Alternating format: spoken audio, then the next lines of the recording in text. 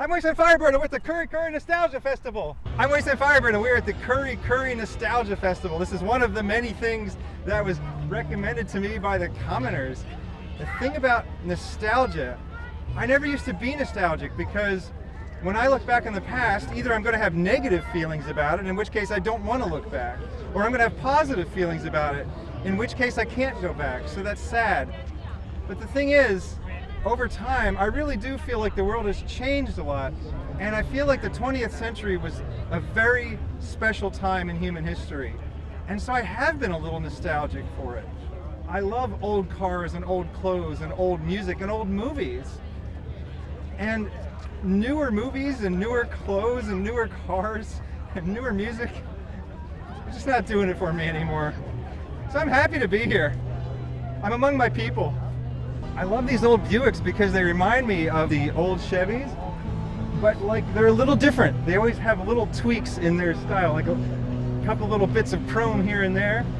In that 4 car shows in one day video that we shot, there was a Buick owner there saying that no Buicks were ever sold new in Australia, and some of the commenters corrected him and said there actually were some Buicks sold new in Australia.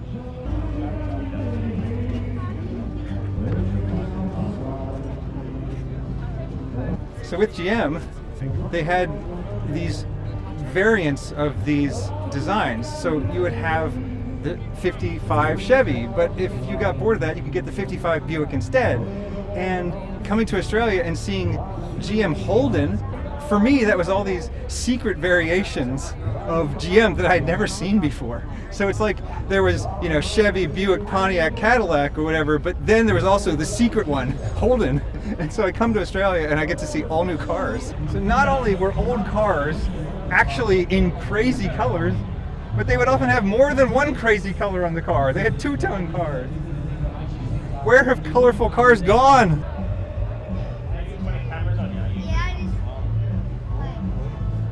Found a giant kookaburra.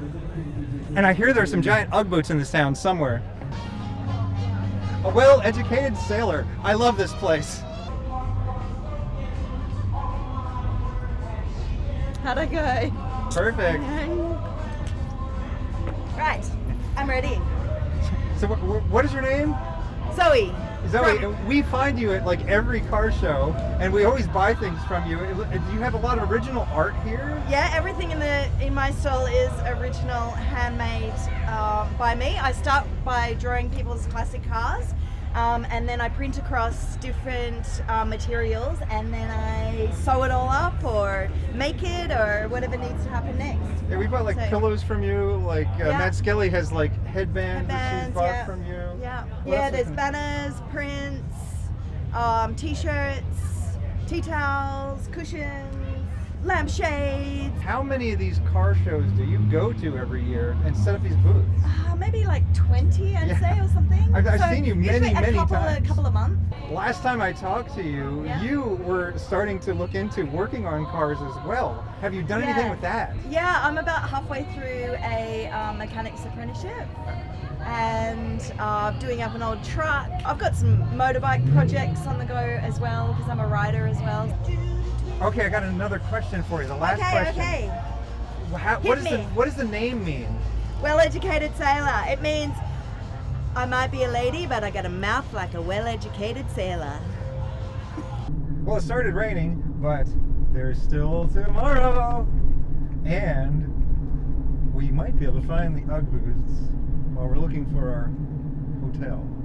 I think we found the Ugg boots. Oh, you are blurry. I think we found the Ugg boots. No exit. Wrong way.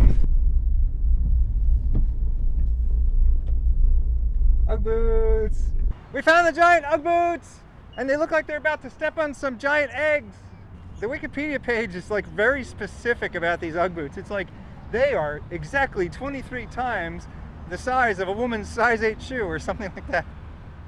It doesn't matter, they're giant. And we learned from Bill at House of Alpaca that Ugg boots are not a trademark owned by a company that sells boots in America.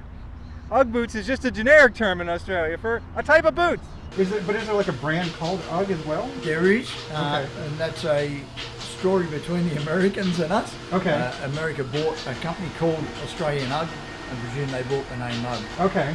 UGG is actually a descriptive term. Okay. So UGG is an abbreviation of ugly. It is now Sunday, and the sun is out. And this is supposed to be the big day for the car show anyway.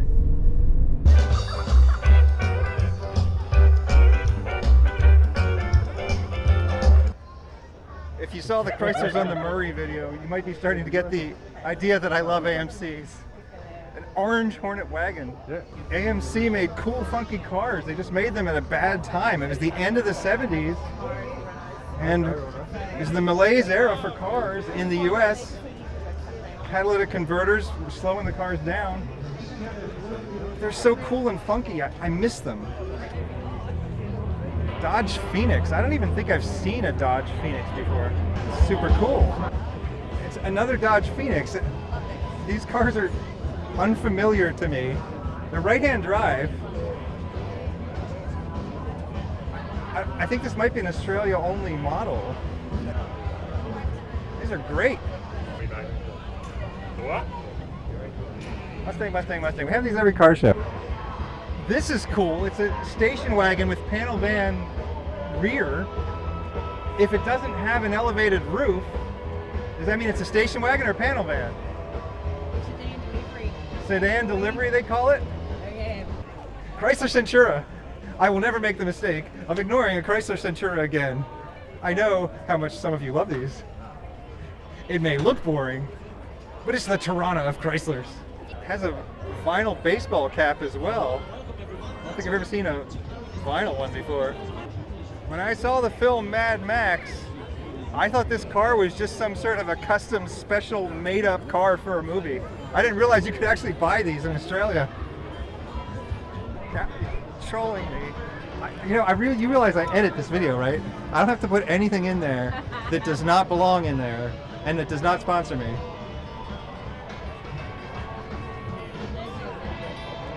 Okay, now you can shoot, but just make sure that we... Look, there's a Toyota Corolla sedan delivery. See, I learned a new word, sedan delivery.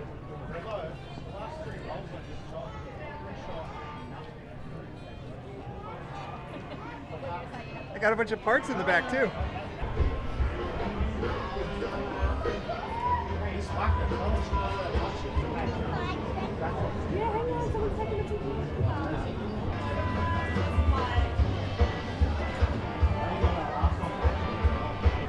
We have permission to open this one.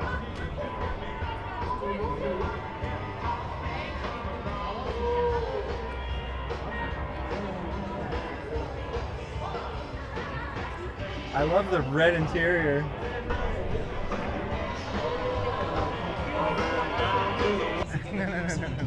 Yeah. Very funny. Very funny. They're not sponsoring the channel. They do not get a free ride, okay? Yes, I love Fletch, but that doesn't mean I love Shannons. They're two different things. You can love the Fletch, but hate the Shannons. And only hate the Shannons until they sponsor your channel, and then you love the Shannons too. This is a note for next year. Australia, the United States was where we first had the mass adoption of the automobile. And so I'm going to guess that we were also the first place that required license plates on your automobiles. So why did you make your license plates longer?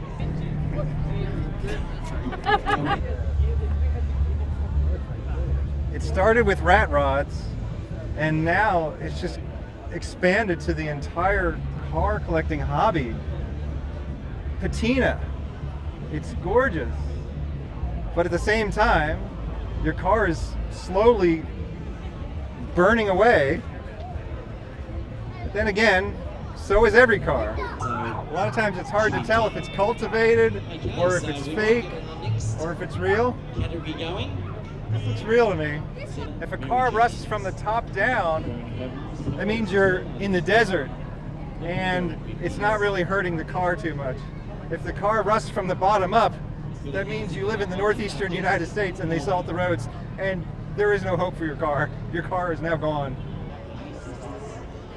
Okay, I am fully aware And I fully understand and fully believe that there are some Americans who see the Confederate flag as just a symbol of Southern pride. But it's also a symbol of the Civil War and the wrong side of the Civil War. And so most people no longer fly it, okay? Just so Australia knows, there's only one American flag. You don't need to have both of these on here. Cultural context makes all the difference. There's a really interesting YouTube video, and I'll link it in the description, about a woman who grew up black in Japan. She was born in Japan. She natively speaks Japanese. Hey guys, I'm Tiffany Rachel and I was born in Ibaraki Prefecture. 6年生までずっといたから日本語も英語もどっちも大丈夫。しかも両親もアメリカ人だから。まあブラックアメリカ人っていい。そうだね。The interviewer said, "Well, what do you think about these Japanese people sometimes doing things like blackface or cultural appropriation?" And she was like, as long as they're having fun, good for them. And she got a major backlash. And so cultural context does mean quite a bit, but at the same time, when you travel the world and you see all the different cultures, you get a broader context. And so you get beyond that narrow vision that something is always bad or that something is always good. I was always told as a kid, you need to travel the world.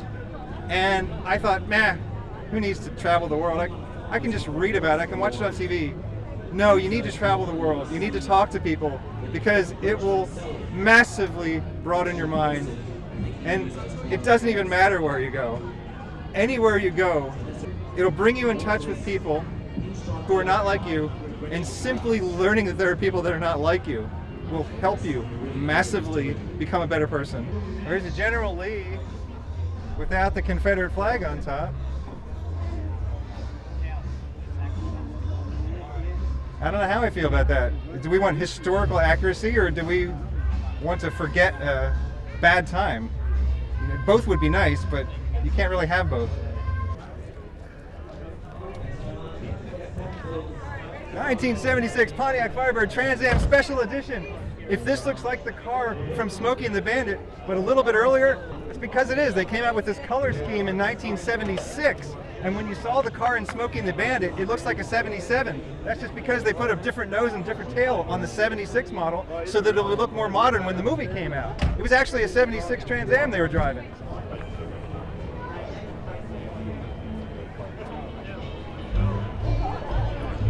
Camaro, I see these at every car show. What we should really be looking for is a Holden Monero.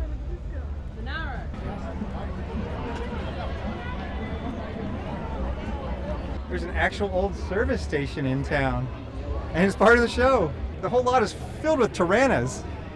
The hardest thing if you're ever trying to speak English with an accent is trying to get the A sounds right.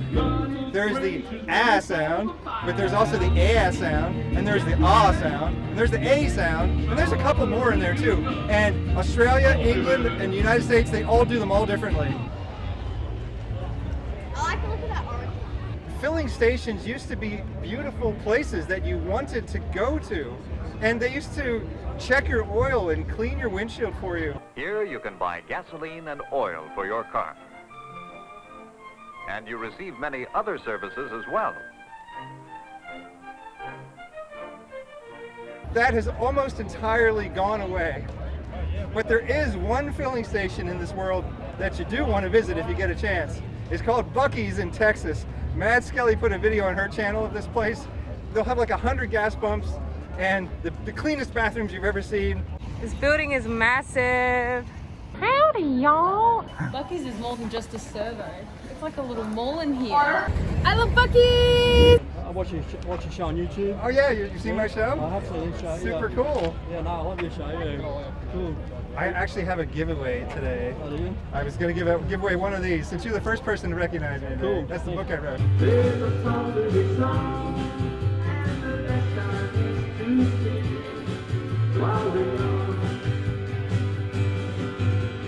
Once in every lifetime comes a love like this. Oh, I need you, you need me. Oh, my darling, can't you see, young ones?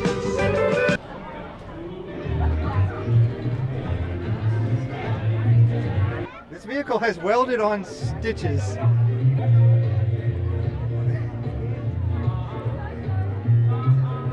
I have no response to that. One of the most important things to understand about economics is the broken window fallacy.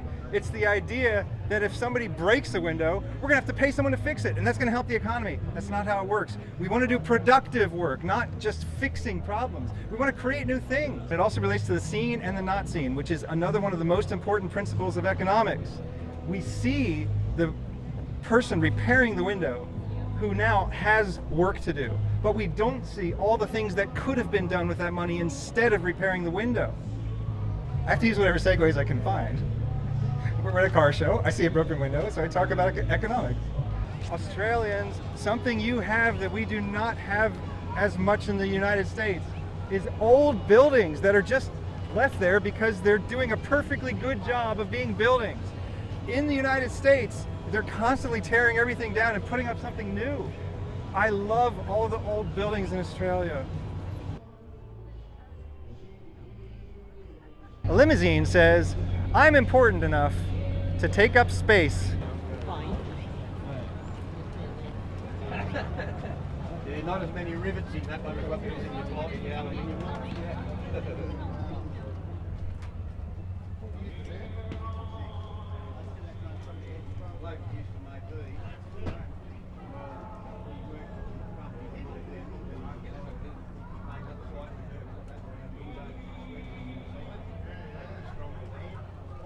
Hawaiian shirt with kangaroos on it.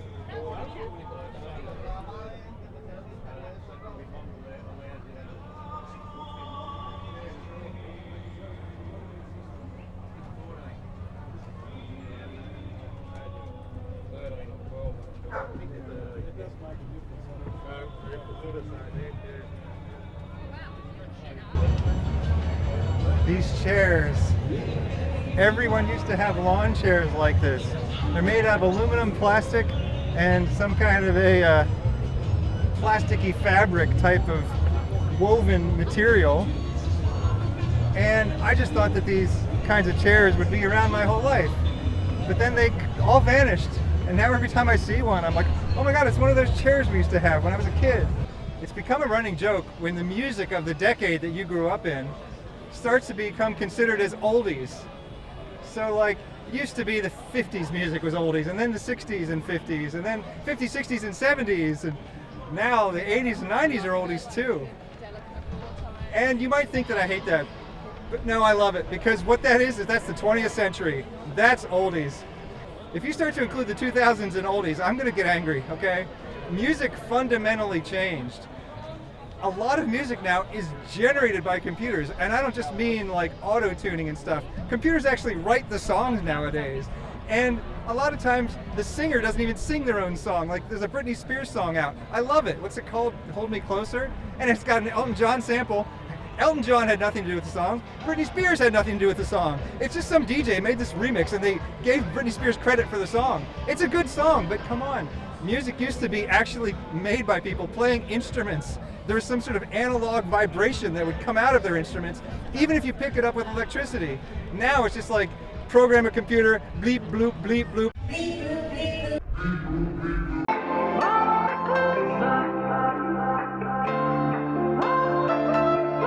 And don't get me wrong, I love a lot of music like that, but it is not oldies. It'll never be oldies. And you can tell everybody this is your song. On the TV, on the... Yeah, on YouTube. Yeah. Yes. That's awesome. It's also very stereotypical. All the YouTubers are like and subscribe and click the notifications. No, I don't care if you do any of that stuff. None of that stuff matters.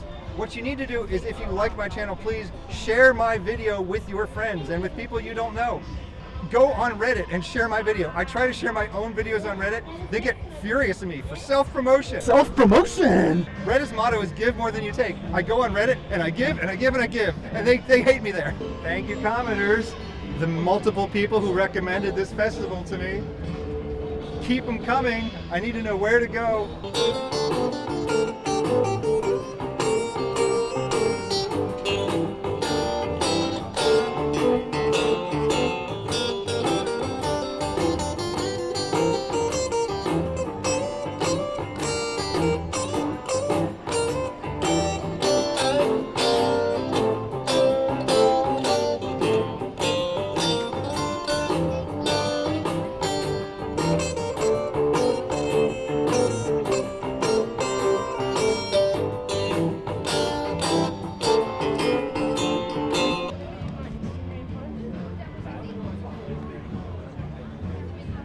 brown stripes on a blue Camaro.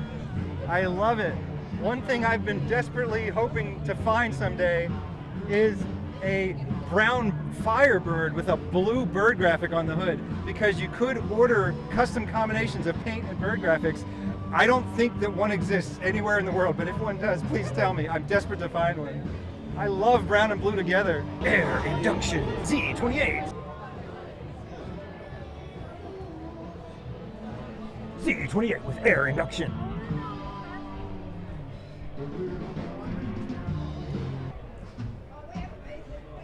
The Ford Falcon Cobra. I don't care if it's slow. It has stripes! Yes.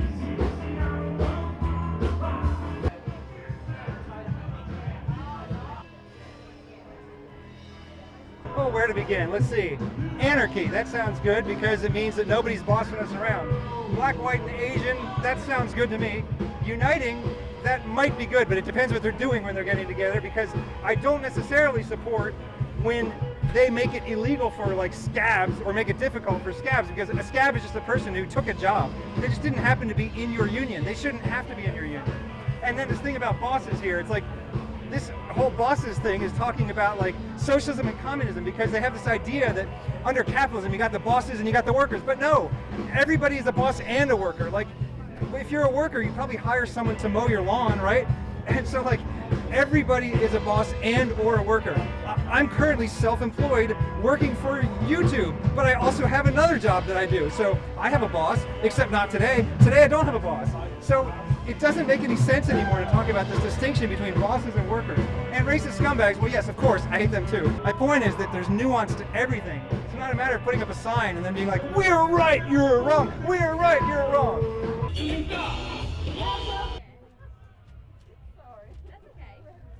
I 100% believe that now is the absolute best time to be alive.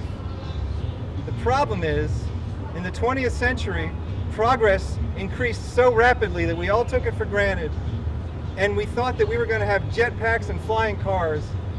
And then when the year 2000 arrived, things just kind of flattened out. We got smartphones. So it's not that the world sucks now. It's just that things aren't as exciting as they were in the 20th century. We don't have something new being discovered every year. We don't have a new genre of music every decade. So I kind of understand the desire to go back to a time that was in some ways better and in some ways not better. Definitely more interesting.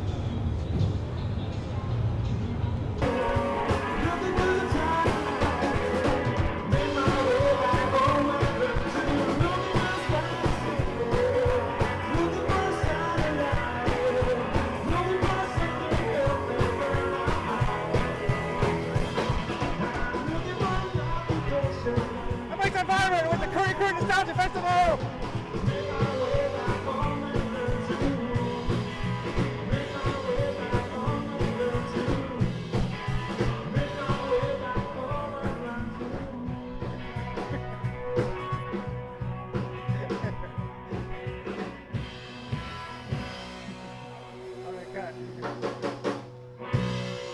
This has been the Kurri Nostalgia Festival. I'm Wasteland Firebird. Thank you for inviting me into your home or onto your portable device.